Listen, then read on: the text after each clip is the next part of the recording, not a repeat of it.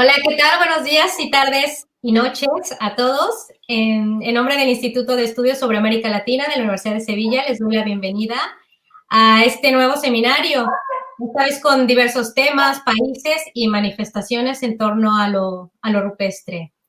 Desde la apertura del seminario anterior, el seminario busca sobre todo la retroalimentación entre los investigadores, tanto de América Latina como de Europa, ¿no? Pero también, pues, intentamos dar paso y escuchar a voces de expertos en el tema, como a nuevos investigadores en este patrimonio cultural. Agradezco de antemano a todos los ponentes y sus instituciones respectivas. Y bueno, nos alegra tenerlos a todos nuevamente, a los que estuvieron en el Seminario de México, y pues hoy mucho más gente de América Latina, eso lo cual nos da mucha alegría. Bueno, rápidamente les rogamos la asistencia únicamente a los que están suscritos y que les llegó la confirmación de nuestro correo, así será mucho más fácil para nosotros. Y les pido que se haga solamente una vez en cada sesión. Las sesiones durarán entre 30 y 40 minutos, dependiendo, y bueno, tendremos un rango límite de entre 20 y 30 minutos para preguntas. Bueno, sin más, les presento primeramente a Pilar Casado, que nos está ayudando en colaboración con la Escuela Nacional de Antropología, que agradezco mucho su apoyo. Y por supuesto, pues les presento al investigador Moisés Valadez del Instituto Nacional de Antropología e Historia, Delegación Nuevo León, México, y el cual para mí es un honor escuchar, ya que es parte de mi formación de la licenciatura y de los pocos profesores que realmente nos acercaron a un grupo de alumnos de mi generación pues a esta investigación de lo rupestre, ¿no? Y que hasta hoy, pues muchos de nosotros seguimos inmersos en ello. Bueno, Moisés nos presentará la conferencia Los ojos chiquihuitillos, piedra roseta de la plástica rupestre del noreste mexicano. Moisés es arqueólogo y doctor en antropología simbólica por la Escuela Nacional de Antropología e Historia. Labora desde 1990 en el Instituto Nacional de Antropología e Historia, donde ha desempeñado cargos como director de donación, evaluación y coordinación de proyectos arqueológicos a nivel nacional. También ha sido director de operación de sitios a nivel nacional y vocal del Consejo de Arqueología. Y por supuesto, pues es director de la zona de monumentos arqueológicos Boca de Potrerillos, un lugar fantástico. Y sus publicaciones son realmente novedosas, ¿no? Y una infinidad de ellas. Y sobre todo tiene un acercamiento interpretativo y no meramente descriptivo a estas manifestaciones rupestres. Pilar. Bueno, pues muchas gracias por la receptividad que han tenido conmigo en el instituto y en la Universidad de Sevilla. Y hemos pensado que sería bueno acercarnos porque somos de países diferentes y si fuera de un solo país conoceríamos toda el background de los investigadores, acercarnos un poquito más a la obra académica de cada uno de ellos para ver en qué trabajan y cuáles han sido los logros más importantes para ir centrando un poco el tema al que se van a referir después en la conferencia. El muy estimado doctor Moisés Valadez es una persona que ha dedicado parte de su investigación arqueológica a un área muy rica en arte rupestre. Es ese cuadrángulo o triángulo que está en el noreste del país, porque el país tiene una gran riqueza, pero esa realmente es notable. Y no solamente de los grabados como Boca de Potrerillos, sino también de otras manifestaciones, sobre todo en pintura. Efectivamente, les voy a decir que es una persona que trabaja con tal minuciosidad que Boca de Potrerillos, 6 kilómetros cuadrados, 6 kilómetros cuadrados de zona poligonal, de 1000 rocas, del orden de 15.000 imágenes, si no me equivoco, me vas a corregir, pero más o menos en esos términos, y ya lo tiene, creo que le falta una minucia, pero ya lo tiene prácticamente todo registrado en 3D. Eso es un logro que deberíamos tener para la mayoría o para todos los sitios con arte rupestre.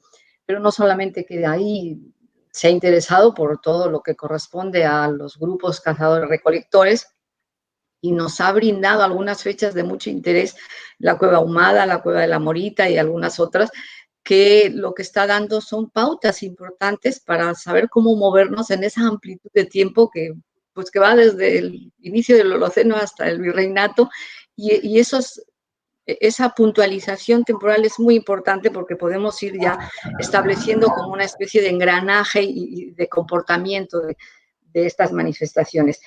Aparte de todo, como cualquier investigador de un centro INAH en cualquier estado, pues tiene que atender los salvamentos naturales que corresponden, y más en Monterrey y en la zona, que una zona de gran pujanza industrial y de gran extensión urbana, pues el monumento arqueológico histórico siempre es muy vulnerable y ahí tiene que estar muy presente el arqueólogo, y en este caso el arqueólogo Valadez, o otros trabajos que corresponden de carácter histórico, como los recientes que creo que acaba de hacer en los estudios geofísicos de la zona del Cerro del Obispado, que es la sede del Museo Regional.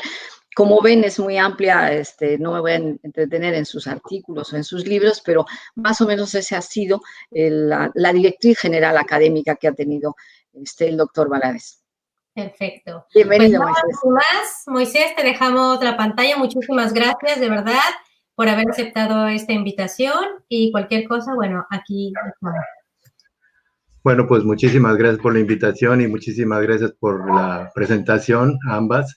Las dos las admiro. Aline fue, como dice, fue mi estudiante y después ahora ya es colega, digamos, y pues me da mucho gusto de que la gente, pues por lo menos aprenda un poquito de lo que hemos hecho durante tanto tiempo en esta región. Y a Pilar, pues muchísimas gracias por tus palabras, y bueno, y vamos a tratar de no quedar mal, ¿verdad?, con estos temas. Vamos a hablar un poquito de lo que dijiste y un poquito de lo que hemos empezado a interpretar sobre ya un poco la cronología y lo que es el arte rupestre de esta zona. En los auditorios, ahora con la nueva realidad o con la pandemia, tenemos en los auditorios a alguien que tose. Ahora en la nueva realidad, de repente tenemos perros que ladran, pero bueno, ese es parte de lo mismo. Entonces me voy a permitir, sin más, compartir mi pantalla para empezar mi presentación. ¿Se está viendo? ¿Se ve? Hello. Sí, Moisés, se ve. Bueno.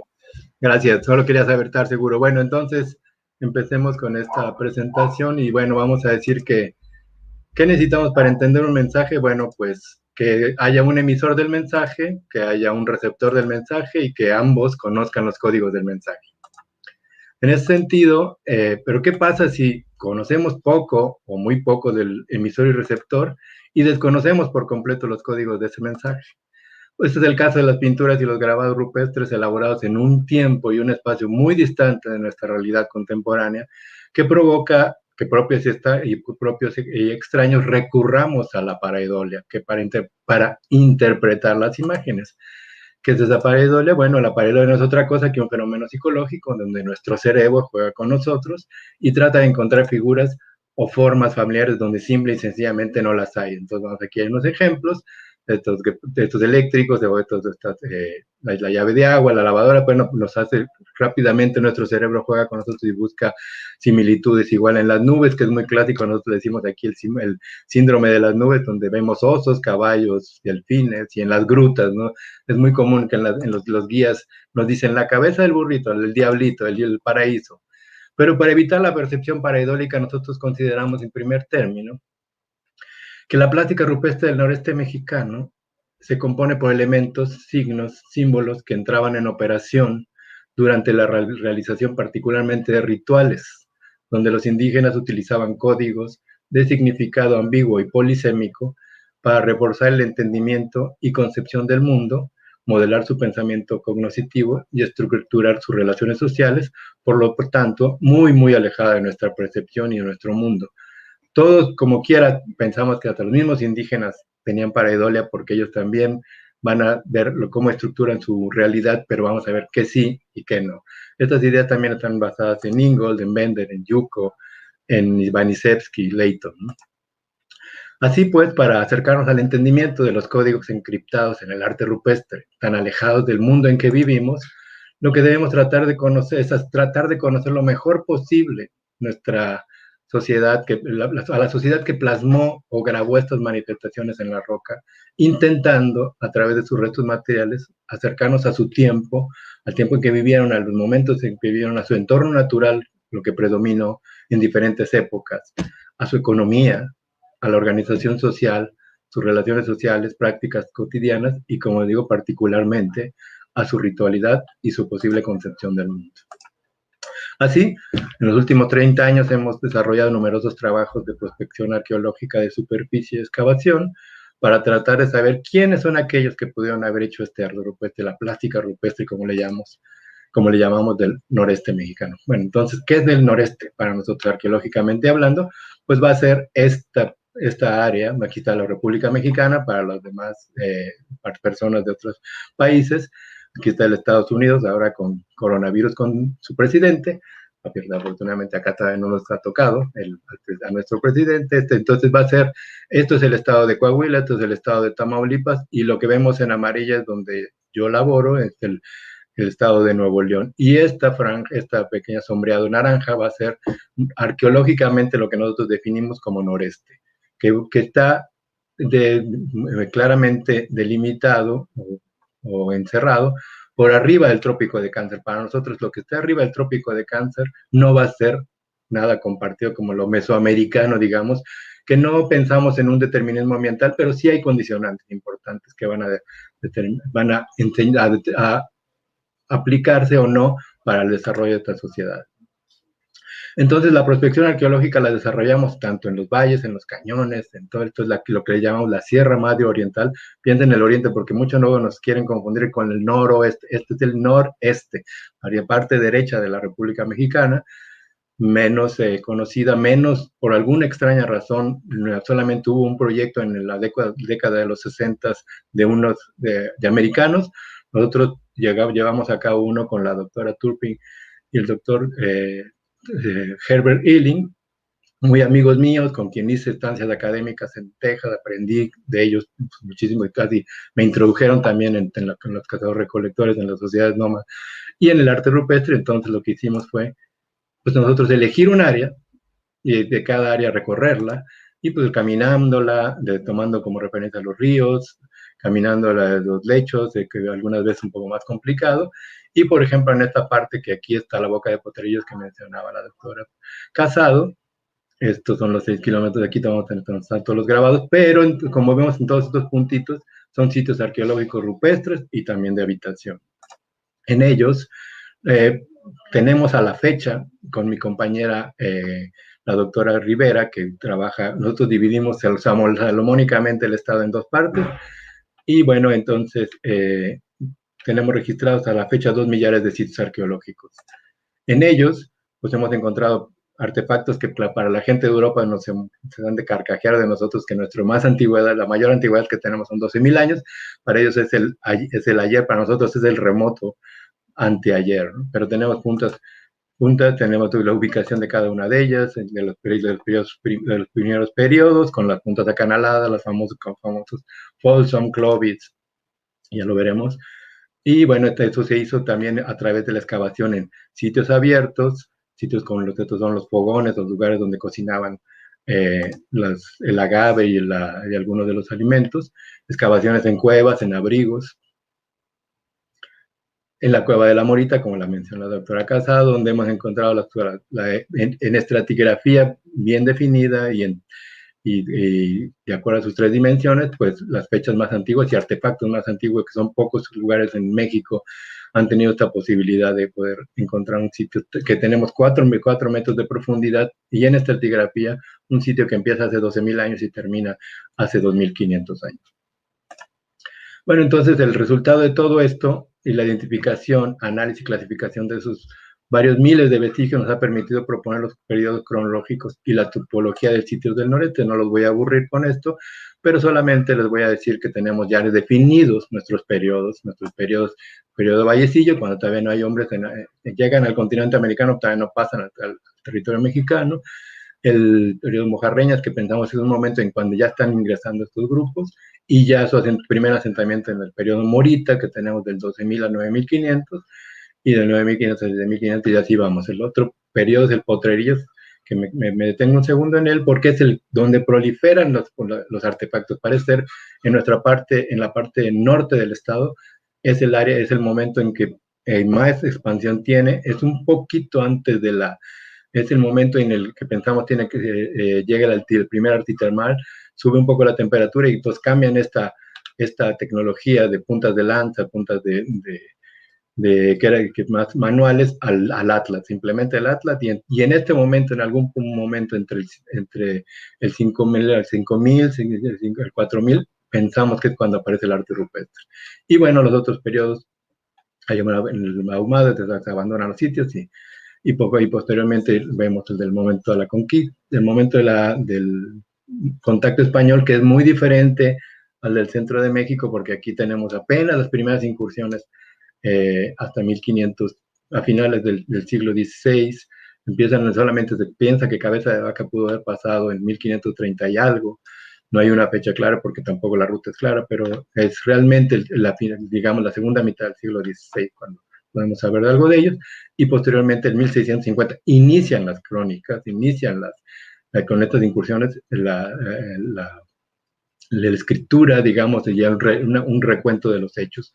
Posteriormente, ya después vamos a ver las expediciones militares del virreinato para perseguir a los indígenas y posterior, al final, como lo veremos en la presentación, cuando ya hay una incursión de los indios norteamericanos. Entonces, de nuestro periodo morita temprano, vamos a ver que llegan de las grandes planicies y se estacionan alrededor, más o menos en esta zona del río Bravo, que nos divide con Estados Unidos, entonces andan en los sitios, son en esta parte. En este caso vamos a encontrar algunos, todavía restos pleistocénicos, todavía conviven con algunos animales que están por extinguirse, como esta es una muela de caballo que encontramos junto a un fogón, probablemente lo comieron como si fuera un venado, y están las puntas acanaladas, las puntas Clovis, las puntas Folsom, no de su familia, y el morita tardío que le llamamos, que ya empieza a haber un repliegue hacia el sur, empiezan a adueñar o apropiarse de los territorios, cambia la tecnología, también siguen siendo puntas de lanza, pero de gran tamaño, pero van poco a poco hasta el momento, el potrerillo temprano, nuestro periodo potrerillos, en el cual hay la proliferación de puntas, todavía hay algunas con ciertas acanaludas, pero de mucho menor tamaño, y el potrerillo tardío, cuando les digo que debe aparecer el arte rupestre, hace unos 5500, o sea, en el 2000 o 3000 antes de Cristo, y pensamos, y entonces hay una proliferación de artefactos, cuando más artefactos tenemos, con gubias, con raspadores, con una gran cantidad de manos, con tajadores, con punzones de hueso de oso, de hueso de bura, incluso esos animales, algunos ya no están en esta zona, en estas regiones, pero por el mismo humano, huesos, punzones, agujas, pendientes de concha, y estos que son muy importantes, porque son incluso del Golfo de México, que no pensamos que haya un comercio, pero sí un sistema de trueques que nos hace llegar estos objetos hasta esta zona, y lo que le llamamos nosotros el arte mobiliar de esta región, que son como versiones portátiles de nuestro arte rupestre en estas pequeñas plaquitas que son como de 10 centímetros, un grosor de 1 centímetro 2 cuando mucho, y tienen estas representaciones, ¿no?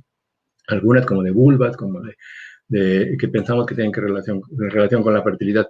Posteriormente, en el periodo de Amada, empieza a haber ya un repliegue y una apropiación hacia la Sierra Madre y hasta el sur, con las puntas son más pequeñas, y ya empezamos a encontrar objetos más como para la cestería, como para la ornamentación más complejas, y el paredón Candelaria, que es casi el último, es un marcador que vamos a ver de nuestra cronología, con las puntas ya son más pequeñitas, y al final de este periodo, en este periodo aparecen las puntas de flecha y van a desarrollarse más que nada en el Boca Catara, que ya empieza al final de este periodo en la incursión de los grupos hispanos que vienen, en este caso del Golfo de México, y a diferencia, algunos de Alberto del Canto viene también desde Zacatecas, pero Diego de Montemayor y Carvajal vienen desde Tampico y de la costa del Golfo hacia el poniente, y empieza a haber un repliegue de los sitios y más hacia la Sierra Madre. Las puntas de flecha ahora van a ser los que predominan, los famosos rapadores coahuilos son los artefactos pequeñitos para funciones muy específicas, y lo que llamamos Apache Comanche, que es un total repliegue, ya completamente está la ocupación hispana en toda esta región, y los pueblos remanentes poblacionales pueblos originarios del noreste están en choque con los grupos que viene persiguiéndolos el ejército norteamericano y se pasan a la parte del territorio mexicano, y el ejército mexicano, primero el español y después el mexicano los tiene aquí en un efecto como que llamamos como de sándwich, ¿no? Van a ver hasta ya a ver un poco de cerámica, objetos de metal, puntas de metal, en fin.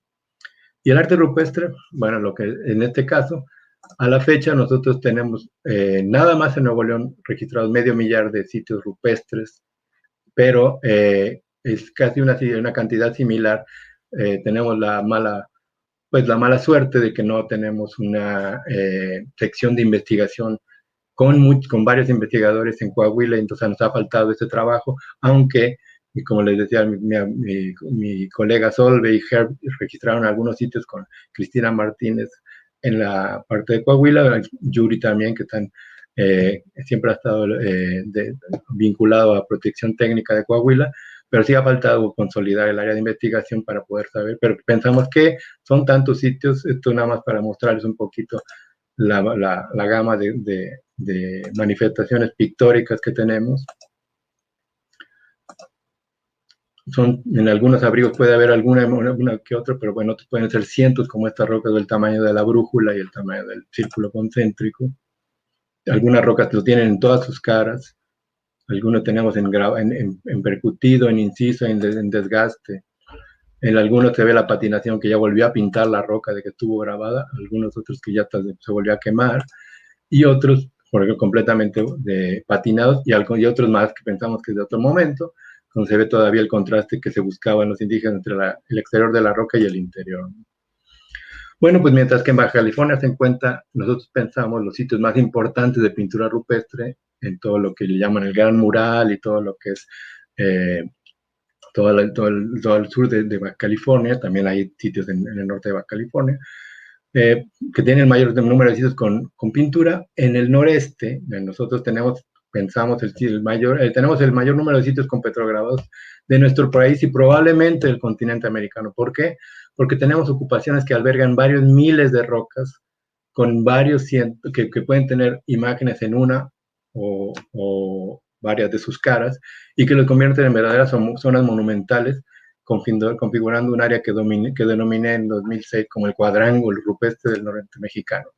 Hay estos sitios monumentales como Icamole, donde tenemos 8 kilómetros de grabados, Boca de Potrerillos, que tenemos 3 kilómetros de grabados, Cueva Ahumada, que tiene un kilómetro, bueno, medio kilómetro de grabados, pero son verdaderos monumentos, o sea, verdaderas zonas inmensas con cientos, a veces miles de rocas.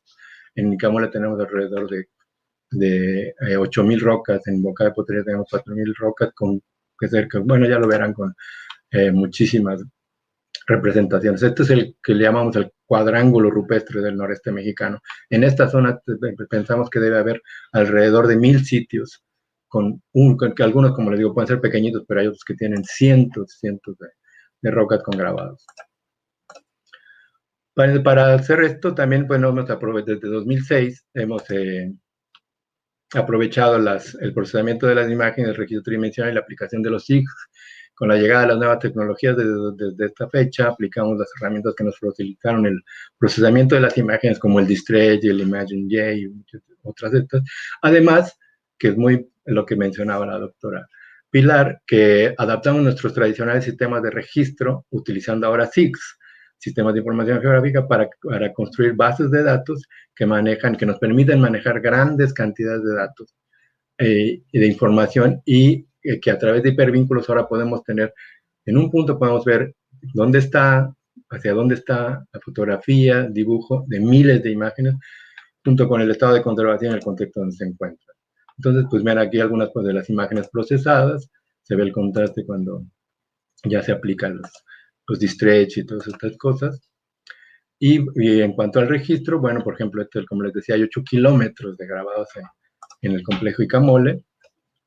Y para la aplicación de los SIG, lo que hicimos fue adecuar, estas son la cuadrícula de INEGI, y esto es, por ejemplo, una de las cartas digitales de INEGI. Lo que hicimos fue aplicar nuestras retículas a las cartas de INEGI, y en esas retículas cambiando de escala, utilizando un GPS estacionario.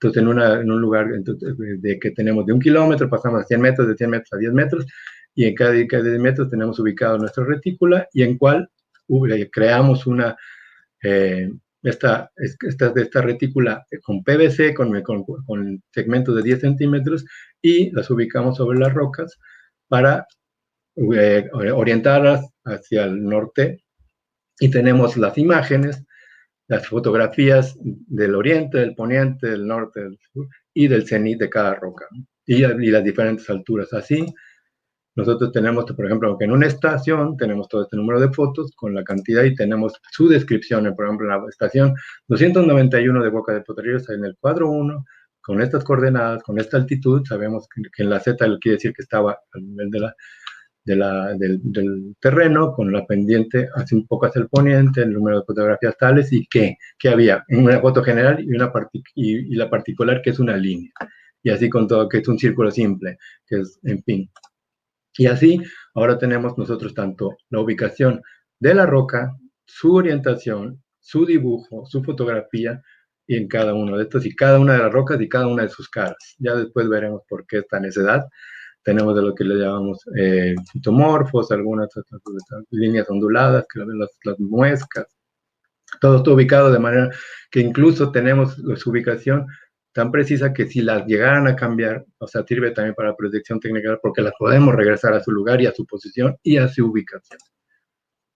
Son ejemplos de lo mismo. Y de así, por ejemplo, en Boca de Potrerillos, nos falta como decía la doctora Casado, un pedacito en esta parte, cuando se vino un poco la inseguridad, nos costó un poco de trabajo seguir trabajando, pero bueno, ya casi lo terminamos. Todo esto son rocas en Boca de Potrerillos, y desde 2006 a la fecha hemos registrado en 3D unas 8,000 rocas y contamos con la documentación, fotografía y dibujo de unas 50,000 imágenes en el complejo Icamón, en el complejo Potrerillos, en complejo Ahumada. Entonces, pues ahora regresemos ahora sí al tema de nuestra presentación. Dijimos al principio que para entender un mensaje se requiere de un emisor, un receptor, y de que ambos conozcan los códigos de lo que se quiere transmitir. Pero como desconocemos los códigos inmersos en los petroglifos y las pinturas rupestres, solo el estudio detallado de la evidencia arqueológica documental nos puede acercar a dichos códigos. Es así que después de 3 décadas de estudios arqueológicos podemos afirmar que los grupos humanos que arribaron a estos territorios hace unos 12,000 años, procedentes de las grandes planicies norteamericanas, convivieron aún con las últimas especies del Pleistoceno, tales como bisontes, mamuts, el caballo americano y distintos géneros vegetales ahora extintos.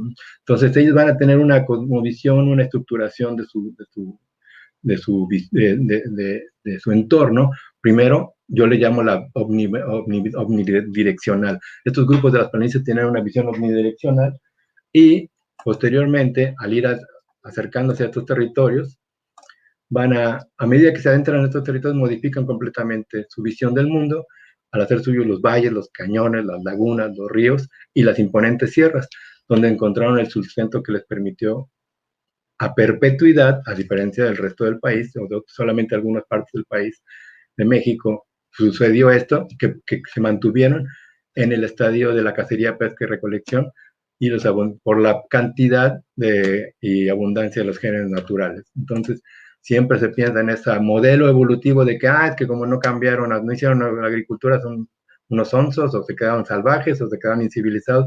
Pues solamente hay que pensar que a veces los medios, si el hombre quiere hacer agricultura como sucedió en Sonora, que es mucho más seco, digo, las temperaturas están más altas, hicieron terrazas. En Chihuahua hicieron, donde se necesita el hombre, implementa la agricultura. No hay ese determinismo ambiental, sino yo pienso que nosotros creemos que es más bien la factibilidad que tenga cada entorno.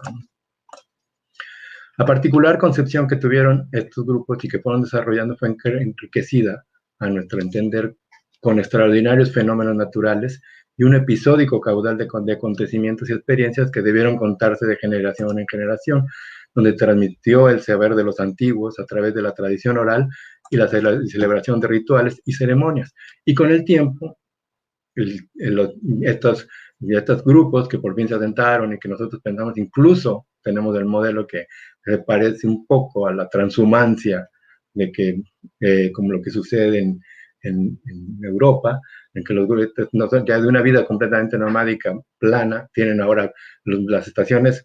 En una época están en el campamento de invierno, en otra en el campamento de verano, y que bajan siguiendo como son los ciclos de los animales y las plantas, ¿no? Con el tiempo, estos mitos, tradiciones y enseñanzas fueron perpetuadas en las superficies de miles de rocas y en las paredes de cuevas, abrigos y covachas.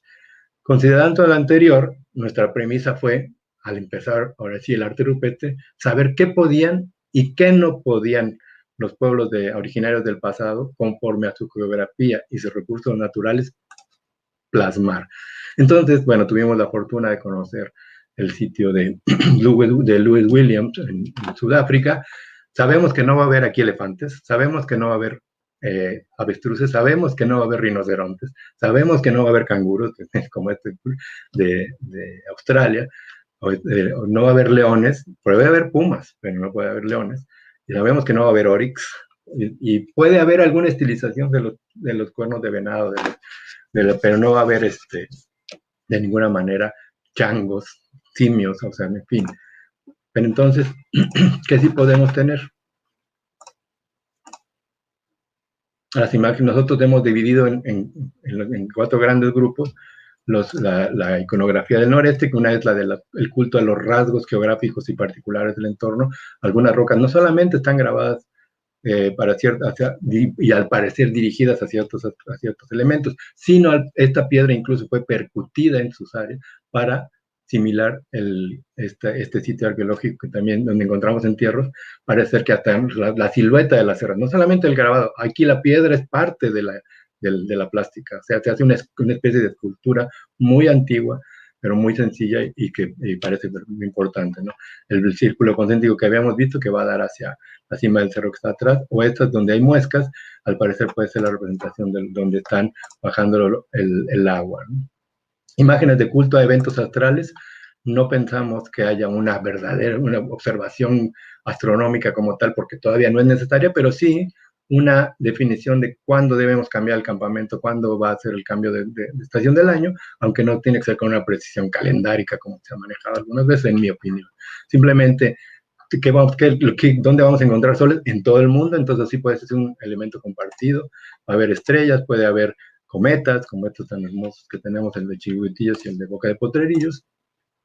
Algunas otras que, como les digo, pueden estar marcados como lo que decía Murray, lo que puede ser el marco el lugar donde se marca el solsticio y el equinoccio, pero para nosotros no importa tanto la precisión calendárica, sino pensamos que puede ser el día anterior, puede ser todo, pero saben cuándo necesitamos cambiar el campamento. ¿Por qué? Pues porque va a cambiar también el ciclo biológico de plantas, respetarlo, de animales, respetarlo y ver que sigue, ¿no? Para encontrarlo en la siguiente época del año. Las imágenes de culto a la lluvia, el agua y la fertilidad, en este caso, como vamos a ver ahorita en nuestros mitos, van a ser, no quiero decirlo antes para poder no quemar nuestra plática, ¿no? Y las imágenes de culto a personajes míticos, objetos, plantas, animales y rituales, como les digo, esta del peyote que la definí desde mi tesis en 1992, que parece ser como la representación de esta planta, ¿no? ¿Por qué? Porque es muy importante, incluso he dado una ponencia en la cual parece ser que en un momento cuando se crea el arte rupestre hay un norte homogéneo, que tiene un tipo de iconografía, y al llegar los grupos utoaztecas parten en dos el norte, y entra el culto al peyote. Antes no había culto al peyote, pues como se ha visto, ahí es el culto al frijolillo y otros psicoactivos.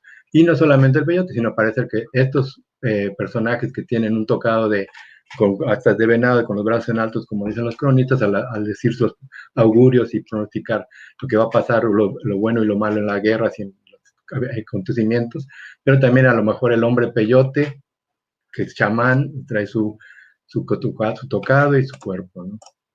Bueno, a los artefactos que pensamos que son los rituales, tanto el atlas como diferentes tipos de latas con su contrapeso, tenemos dado una plática y tenemos en prensa lo que diferentes tipos de atlas, lata de venado, plantas que incluso parece que tienen antropoformizadas, huellas de venado y otras peyotes, ¿no? Los cuchillos enmangados que veremos un poquito más adelante, y lo que se le ha llamado cuentas, que para nosotros son líneas de lluvia. Y lo que les decía de la necesidad de esta, ¿para qué nos ha servido también saber con precisión cada roca? porque ahora sabemos dónde están los círculos concéntricos, dónde están los peyotes, dónde están, cuántos son, cuáles hay. Y pues, obviamente vemos que hay una geometrización más importante en esta, depende de la época, pero por ejemplo, de líneas onduladas tenemos gran cantidad de rocas, pero lo importante era que ciertos grabados, ciertas imágenes de pies, de muescas, de atos de venado, están en cierto tipo de rocas hacia cierta orientación y a cierta altura. Entonces hemos visto que tenemos un modelo que en la parte superior va a estar lo que tiene que ver con la geografía y los posibles registros astrales, en la parte media van a estar los humanos y en la parte baja o más accesible va a estar lo que es el culto a la lluvia, al agua, por donde corre, a la fertilidad. Entonces en medio va a estar la ritualidad, van a estar los chamanes, van a estar los artefactos, van a estar las plantas psicoactivas. Bueno, en los casos extraordinarios se ha logrado descifrar los mensajes a través de códigos o datos conocidos como de manera secundaria, como lo que estudió en la piedra Rosetta. Por supuesto que las piedras rosetas en el arte rupestre, por ejemplo, Louis William en Sudáfrica, cada investigador debe buscar sus piedras rosetas para tratar de reconocer los posibles códigos que se acerquen al mensaje de los antepasados. En el caso de él, determinó y pudo descifrar que el ritual en el cual los chamanes incluso sangran del oído cuando entran en trance y la representación del venado de los antílopes, cuando están siendo casados, también sangran, entonces ellos están representando al antílope cuando es casado, pero le están pidiendo permiso, en fin, ese ritual, ese mito, se va al rito y el rito se vuelve el mito, ¿no? ¿Sí? Esto es en este sitio tan importante, tan bonito en Sudáfrica. Entonces, ¿cuál va a ser nuestra primera roseta? Pues los que llamamos los ojos chiquihuitillos o el mito de los ojos que lloran desde el cielo. Nosotros nos tocó conocer el sitio en 1990 y el dueño del rancho, lo primero estuvo, bueno, nos conoció, ya después que tomamos mucha confianza con él, lo que nos dijo es, no, tú no puedes decir qué hay, qué quieren decir los grabados, las pinturas, él porque pensaba que había un tesoro. Entonces, le digo, pues yo lo que veo es esto, esto y esto. Entonces, a mucha insistencia le dije, ¿alguien más lo ha visto? Y entonces ya me contó, y eso fue lo que puse en mi tesis de doctorado, que hubo un indígena, uno de los últimos indígenas que habitaron en la región, totalmente ya, pues digamos, integrado en la sociedad, pero todavía indígena, que le llegaban, dice que su abuela todavía intercambiaba pieles cuando llegaban los indígenas con pieles, lo intercambiaban por maíz con ellos, y uno de ellos se quiso quedar a trabajar un rato con su abuela y que le dijo, por mucha insistencia, también pensando que era el mapa de un tesoro, le dijo que si les podía decir que estaba en las imágenes. Después de mucha insistencia y días y días y días, él dijo, no les voy a decir porque el saber de los antiguos no se puede revelar porque ya no existen, solamente que estuvieran vivos los sabios. Pero le insistieron tanto que un día les dijo, bueno, está bien, les voy a decir, para nosotros los ojos son las nubes. Del centro de las nubes, de los ojos, va a salir el llanto, el bramar o el estar gritando. Cuando un llanto muy fuerte van a ser los truenos, y cuando caen las gotas se van a pintar en el suelo y van a correr a través de los arroyos. Entonces pude de alguna manera, con este mito, lo reconstruimos y vimos que casi en automático reveló lo que encontramos en muchísimos sitios. Estas líneas de un punto central, donde vienen el llanto, vienen de diferentes formas estilizados, y bueno, lo tenemos en grabado, viene la nube con las líneas y el correr del agua en los arroyos, líneas de lluvia. Otra vez de un centro viene el llanto y viene una línea de agua. En pintura que viene y cada vez con diferentes utilizaciones. Y lo mismo, aquí incluso lo que les decía, en la otra piedra que tenía muescas, parece que estas son las muescas, también lo van a estar pintadas en grabado, y las líneas de alguna parte donde baja el agua, está representando las líneas de lluvia y el agua.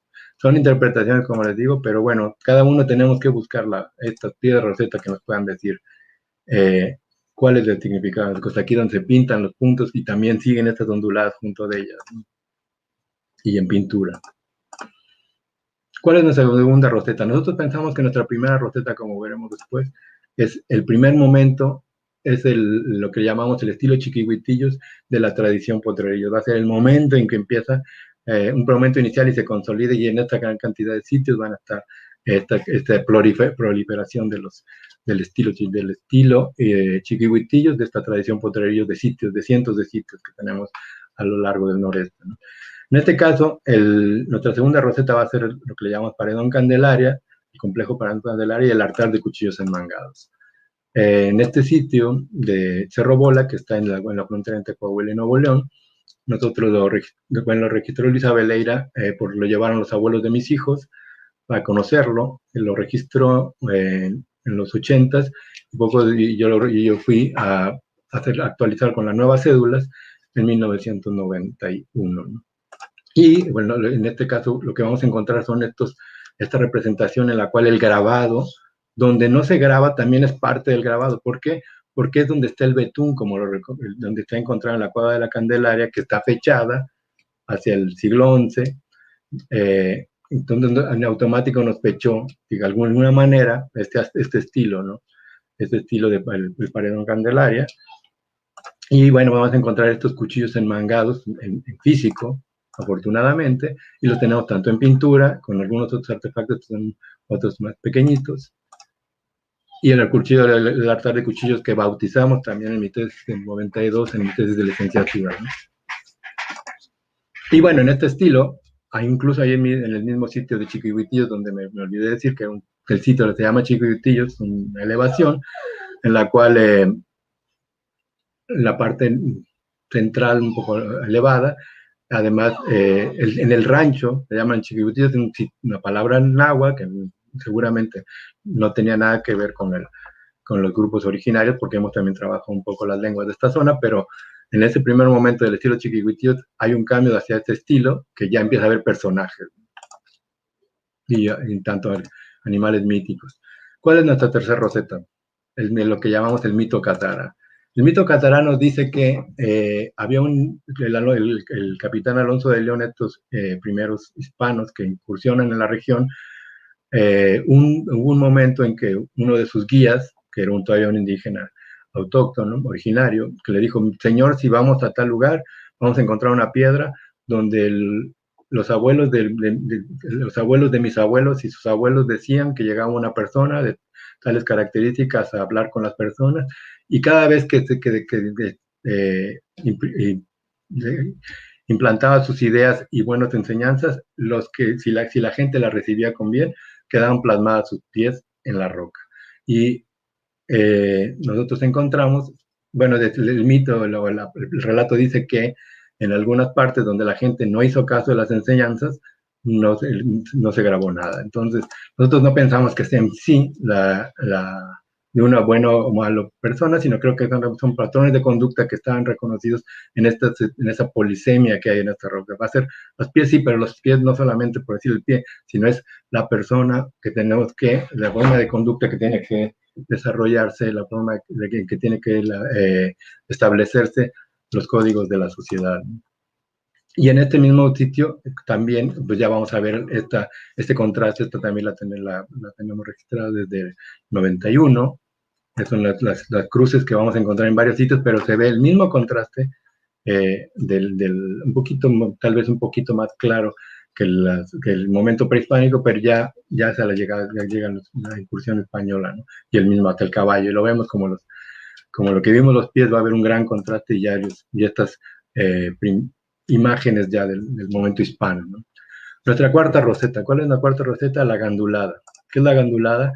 Bueno, nosotros fuimos a registrar un sitio donde nos habían reportado un saqueo en 1993, y en ese momento encontramos un lugar con pinturas que nos llamó la atención, porque en cada uno de estos puntos había ciertos personajes que nos llamaban mucho la atención, ¿no? Entonces va a ver este en amarillo, que parece un guerrero, que tiene una lanza con su tocado,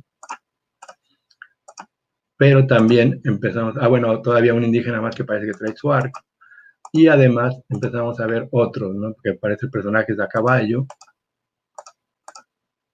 este otro también a caballo,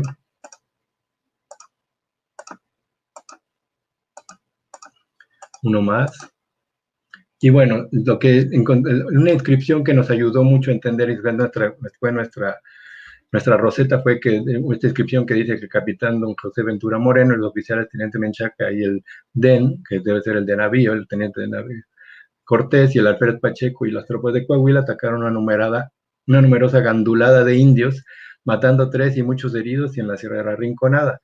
Y le quitó la caballada a la mula del pillaje, quedando heridos el teniente Cortés y 2 soldados. El aspecto que nos ocupa en esta inscripción es por demás interesante, en particular porque es el capitán Ventura Moreno pertenecía a uno de los escuadrones del regimiento de dragones de España, que entre 1777 y 1783 estuvieron al servicio de Juan de Ugalde hacia el Bolsón de... Primero estuvieron en esta zona y luego se fueron hacia el Bolsón de Mapimbi. Revisando el atuendo de los dragones en el siglo XVII y el siglo XVIII, encontramos gran similitud con algunas de las imágenes que vemos en este sitio de San José de las Piedras. Entonces, encontramos que este personaje que está aquí, pues puede ser esto, precisamente. Lo que están viendo los indígenas son estos uniformes con estos tocados y con estas espadas. Lo que va a aparecer este personaje que apenas se ve, bueno, puede ser el mismo también, otro personaje a caballo, porque incluso lo está agrediendo el indígena, ¿no? Con su lanza. Este que parecería una mujer, pues no puede ser más bien la casaca y un trompetito que está llamando a la batalla, ¿no? Y cuando se están yendo también el personaje. Y en cuanto a la parte indígena, pues bueno, tenemos al personaje con su escudo, con su posible lanza, como lo vemos en las litografías todavía del siglo XIX en Estados Unidos, pues debe ser estos tocados que traen cabezas de bisontes o tal vez de venados con sus lanzas, con sus armamentos, igual con sus escudos y con sus arcos, pues deben ser estos con sus carcaj, puede ser el carcaj, más bien donde vienen las flechas y el escudo, ¿no? Digo, y el arco. Nuestra quinta roseta. ¿Cuál va a ser nuestra quinta roseta? Lo que nosotros le llamamos Apache Comanche, o el mito de los guerreros triunfantes.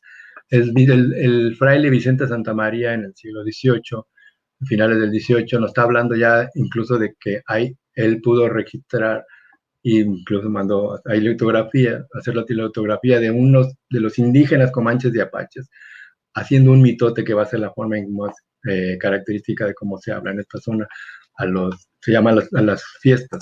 En este caso, tenemos el relato de lo que estaba oyendo los cantos, dijo, díganme qué quiere decir, entonces los tradujo, y bueno, para no hacerlos muy rápido, muy cansada, les dice que fueron al monte, pelearon como leones, lograron la victoria, usaron sus arcos, regresaron ellos y fueron triunfantes, las mujeres y nosotros gritando de gusto, y beberemos el peyote y descansaremos, o sea, que ganan la batalla, y vamos a ver este último momento en el cual ya el arte europeo es completamente distinto. Ya los indígenas ya tienen caballo, ya tienen rifle, ya tienen arcos, ya tienen incluso para cazar los bisontes, ya están ellos completamente, un arte europeo completamente distinto a lo que tenemos en el resto del noreste. Entonces, en el estilo chiquihuitillos, como les decía, la de la tradición potrerillos, vamos a ubicarla hacia 5.000 años, hasta el año 1000.